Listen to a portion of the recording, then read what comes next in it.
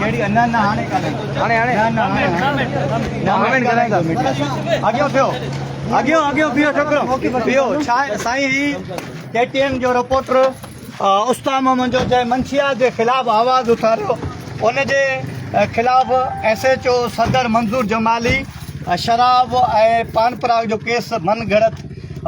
ठाहियो आहे उन बाबति ॻाल्हाईंदासीं अदा ही छा जो SSP उनखे टास्क ॾिनो आहे त तव्हां मंशियात जो कूड़ो केस था कयो वॾी महिरबानी इसरार तव्हां सभिनी खे ख़बर आहे त मां मुसलसल मंशियात जे ख़िलाफ़ लिखियो आहे लिखंदो रहां पियो ऐं हिकु हफ़्तो अॻु में मंशियात जी रैली हुई नौजवान नेता जी तरफ़ां मां उन रैली में बि जेको आहे सो इन्हनि मंशियात फिरोशनि खे ललकारियो इन्हनि भोतारनि खे ललकारियो इन्हनि जे सरपरस्तनि खे ललकारियो त उन जी सज़ा मूंखे हक़ सच ॻाल्हाइण जी ही ॾिनी वई आहे जो मां कल्ह हितां मुंहिंजा महिमान हुया मां उन्हनि खां मानी खाधी वञा पियो त रस्ते में मुंहिंजी रस्तारो कई वई आहे जेका पुलिस एहलकार हुया उन्हनि मूंखे 3 खां 4 कलाकनि तक जरगमाल बणायो जरगमाल बणाइण खां पोइ धड़ियल वांगुरु कॾहिं कंहिं टाइम मूंखे किथे खणी पिया वञनि कंहिं टाइम किथे खणी पिया वञनि उन खां बाद मग़रिब खां बाद में जेका मूंखे थाणे ते खणी आया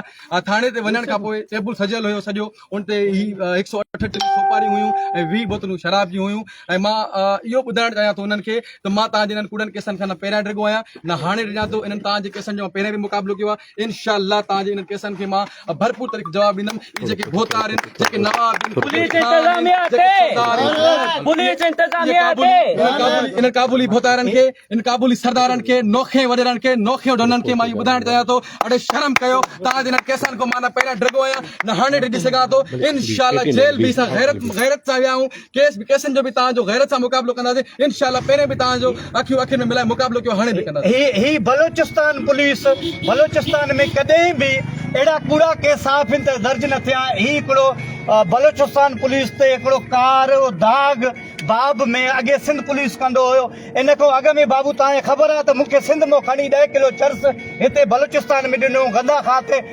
SSP हसनैन इक़बाल रज़ा हाणे आहे हसनैन वारिस ॿई हसनैन हाणे मूंखे ॿुधायो सेखिड़ाट SP ते अचनि था जेके कलम धणियुनि ते कूड़ा केस मंशियात फरोश जा दाख़िल कनि था त IG बलोचिस्तान DIG सिब्बी ऐं DIG नसीराबाद उन्हनि हिन टाइम ताईं नोटिस न वरितो आहे त ही कलम धड़ियुनि जे लाइ छो धरती तंग कयो वञे थो त बलोचिस्तान में जेकॾहिं को ॻाल्हाए त उन्हनि जे मथां कूड़ा केस दाख़िल करे उन्हनि ते FIR करे उन्हनि ते टार्चर में रखी करे तशदुद जो निशानो बणाए करे उन्हनि खे यरगमाल बणायो वञे थो त इहो कहिड़ो मैसेज ही बलोचिस्तान में ॾियनि था IG बलोचिस्तान ऐं CM बलोचिस्तान उन जो नोटिस वठे तव्हांजे मथां बि हक़ सच ॻाल्हाइण ते बलोचिस्तान पुलिस पहिरियां सिंध पुलिस जी वंगार वई इन्हनि भोतारनि नवाबनि खाननि सरदारनि जी वंगार वहे पई हिन वक़्तु भी बलोचिस्तान पुलिस वंगार वही पई मूं ते ही जेको केस थियो आहे ही भोतारनि जे ख़िलाफ़ थियो आहे ही भोतारनि कयो आहे ही भोतारनि करायो आहे भोतारनि जी पुलिस वंगार वही पई असां हुन जे ख़िलाफ़ लिखियो आहे मंशियात फिरोशनि जे ख़िलाफ़ लिखियो आहे अॼु बि सोशल मीडिया जी प्रोफाइल तव्हां वञी चेक कयो इन्हनि मंशियात फिरोशनि जे ख़िलाफ़ मां ॻाल्हायो आहे मां लिखियो आहे मुंहिंजी तकरीरूं पयूं पर मां इन्हनि जे केसनि खां न पहिरियां डिॻो आहियां न हाणे डिॻंदुमि इंशाअल्लाह मां IG बलोचिस्तान को इहो मुतालबो कयां पियो वज़ीर बलोचिस्तान को मुतालबो कयां पियो त बाबा तव्हां हिन जी इंक्वायरी कयो तव्हां हिन सां अची करे जेको आहे सो कूड़ो केस दाख़िल कयो में भी तव्हां साथी जे मथां 10 किलो चर्स मुंहिंजे आपके ऊपर दर्ज किया गया है आप अपने तरफ से बताएं झूठे दाखिल किए गए हैं मेरे ऊपर आप देख सकते हैं मैंने मंशियात के खिलाफ लिखा था और आज भी मैं मंशियात के खिलाफ आप लोगों के सामने पड़ी हुई है आप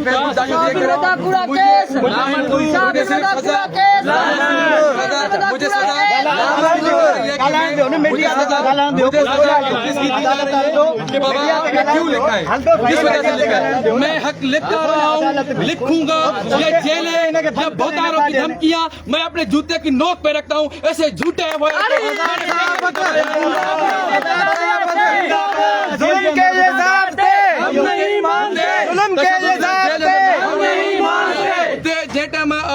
मूंखे गिरफ़्तार कयो वियो गिरफ़्तार करण टाइम हुते हिकिड़ो सिपाही आहे ज़ाकिर हुनजो नालो आहे उन मूंखे जेको आहे गोलियूं हणण जी धमकी ॾिनियूं यरगमाल बणाए मुख़्तलिफ़ जॻह ते धड़ियल जीअं के टाइम काॾे खणी पियो वञे के टाइम काॾे खणी पियो वञे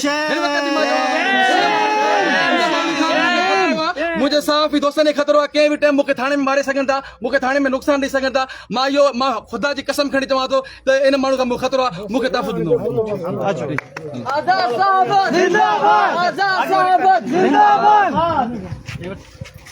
पुलिस धरती बंद करो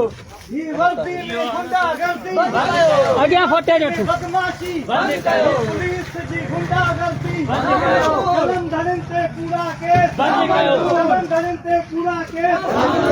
पुलिस वर्दी में गुंडागर्दी पुलिस जी बदमाशी पुलिस जी बदमाशी ओके